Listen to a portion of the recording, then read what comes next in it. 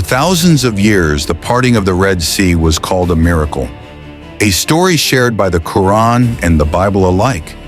But could there be physical proof hidden under the water? Scientists and divers have discovered something that changes everything. Welcome back to Century Tales. Today we explore the underwater evidence of Pharaoh's lost army. Is it possible that history's greatest escape actually happened?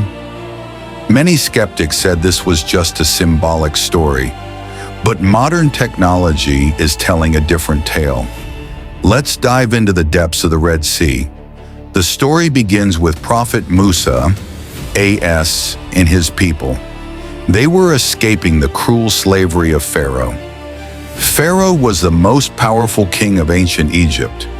He chased them with a massive army of chariots and horses. The people reached the edge of the Red Sea. Behind them was the army, and in front of them was the deep water. They felt trapped and hopeless. But God commanded Musa, A.S., to strike the sea with his staff. Suddenly, the water split into two massive walls.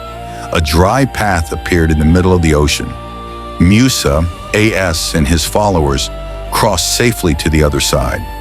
Pharaoh, in his arrogance, followed them into the path.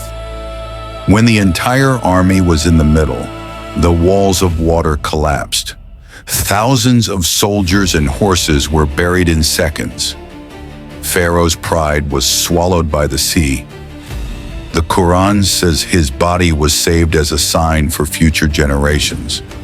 But what happened to the thousands of chariots he brought? For centuries, they remained hidden in the darkness, until a team of researchers decided to look closer. They focused on a place called Nuweiba Beach. In the late 20th century, divers explored this underwater bridge.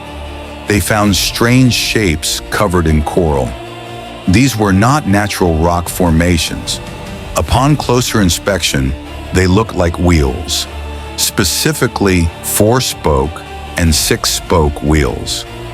These designs were exactly what ancient Egyptians used. Some wheels were even made of gold. Coral does not grow on gold, so the shape was perfectly preserved. They also found human and horse bones turned into coral. This evidence was found exactly along the underwater path. Oceanographers studied the depth of the Red Sea. Most of the sea is extremely deep and steep, but at Nuweiba there is a natural underwater bridge. The slope is gentle enough for thousands of people to walk. It connects Egypt directly to Saudi Arabia. On the Saudi side, they found an ancient column. It is believed to be a marker placed by King Solomon. It marks the exact spot where the crossing ended. Every piece of the puzzle is falling into place. Religion told us what happened. Now let's talk about the king himself. The Quran mentions that Pharaoh's body would be a sign. In 1881, a mummy was discovered in Egypt. It was identified as Ramses II, or Merneptah. Dr. Maurice Bucaille, a famous French scientist, examined it. He found traces of salt inside the body. This proved that the person died by drowning in the sea.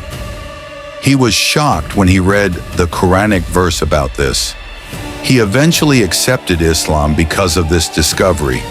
The body has remained preserved for over 3,000 years. This discovery bridges the gap between faith and history. It shows that the stories of the prophets are real events. Nature itself carries the memory of these miracles. Today, thousands of people visit these sites. They look at the coral-covered wheels and wonder, how can something stay under the sea for so long? It is a reminder that no power is greater than God. Pharaoh had the best army in the world, but they were helpless against the water. This is the ultimate lesson of history. The Red Sea discovery is still debated by some, but the evidence found is hard to ignore. It invites us to think deeply about our world. What other secrets are waiting to be found? At Century Tales, we bring you these hidden truths. Did you find this story amazing?